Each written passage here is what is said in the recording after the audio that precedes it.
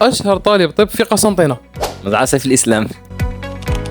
طالب مدرسة في الإسلام، طالب سنة 7 طب. الله يبارك ما شاء الله. خيرت تخصص لأنه كانت رغبة الوالدين. ما خيرتوش انت؟ لا ما خيرتش أنا. معدل القبول كانت العام اللي فات 16.52 بالنسبة لشعبة العلوم التجريبية، 17 تماما بالنسبة لشعبة الرياضي، و17.32 بالنسبة لشعبة التقنية الرياضي.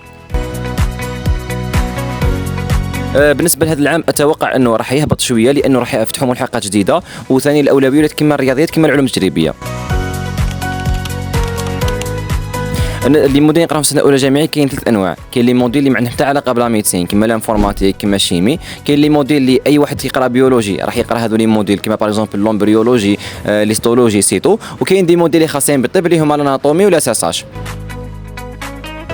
والله هي المشكل اللي لقاو الطلبه في الاولى عاده هي اللغه، لانه ما في حنا نقراو بالعربيه كما تقرا بالفرنسي حيوك مصطلحات في الاول جديده، ولكن مع التاقلم بعد شهرين 3 السمستر الاول راح تكون يعني متيسره ان شاء الله.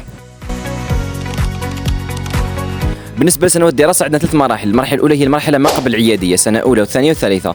في هذه المرحلة راح ندرسوا لي سيونس فوندامونتال مثلا الاناتومي، سيميولوجي، هيستولوجي، فيزيو. راح ندرسوا الجسم في الحالة تاعو الطبيعية كيفاش نديروا الفحص تاع الجسم وغيرها. موراها كاين المرحلة العيادية اللي هي سنة 4 و5 و6، حنقراو فيها مختلف التخصصات يعني ما يحتاجه الطبيب العام فيها تخصص مثلا أمراض القلب، أمراض الرئتين، أمراض الأعصاب، أمراض النساء، الأطفال، العينين إلى غيرها. يعني تكون هذه هي أسماء لي موديول. وكاين العام الأخير اللي هو عام تربص داخلي هو الانترنا. فهذا خلال هذا العام ما كانش عندنا لي كونترول، ما كان عندنا حتى موديل. هذا العام نديروا 4 تربصات في المستشفى عام كامل خلال 12 شهر. كاينين 2 اجباريه اللي هما جينيكولوجي طب النساء والاطفال، وكاينين 2 اخرين واحده طبيه وواحده جراحيه.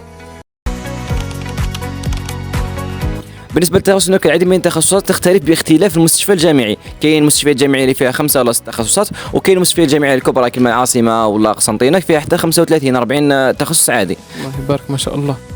يعني التخصصات تنقسم، قد تكون تخصص طبيه، جراحيه، تخصص بيولوجيا الى غير ذلك. والله اكثر حاجه عجبتني في لاميديسين هي يعني اللونتوراج اللي كنت فيه. يعني كنت متوقع قبل ما ندخل لاميديسين انه نلقى العباد صامتين هكذا ما يهدروش غير القرايه وكذا.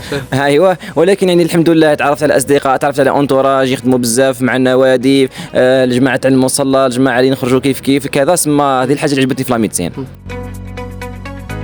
أسوأ حاجة في لاميديسين يعني أنا رغم أنه درت تخصص في رغبة الوالدين، ولكن يعني كنت ندير أفاق يعني تدخل لاميديسين هكذا يعطيك تخدم في لوبيطال دكتور هاوس ذا جود دكتور منا. ولكن ما تدخل تلقاني الواقع المغاير، تدخل تقرا ميديسين تلقاك تقرا في لابيوفيزيك، تروح للوبيطال واحد ما يسمع بك واحد ما على باله بك. وهذا هو الواقع تاعنا. المستشفيات تاعنا في الجزائر لا غالب هذه هي.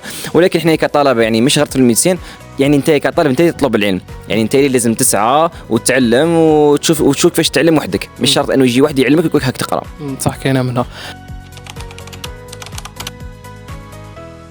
والله بالنسبه لنا صح طلبه البكالوريا في اختيار تخصص انه يعني ما لازمش يعني يتبعوا هكاك اي تخصص باسكو تسمعوا به باللي مليح ولا بريستيج، ولازم تشوف تخصص اللي تخدم في حياتك بعد 30 ولا 40 سنه. اول حاجه لازم دير استخاره، دير مرات تسال اهل الاختصاص. مثلا واحد قرا في التخصص هذاك، واحد كان فيه من قبل، هذوما لازم تسالهم باش تعرف انت واش تشوف روحك في البلاصه هذيك ولا ما تشوفش روحك فيها. نتمنى لكم ان شاء الله كل التوفيق ومرحبا بكم في قسنطينه. السلام عليكم.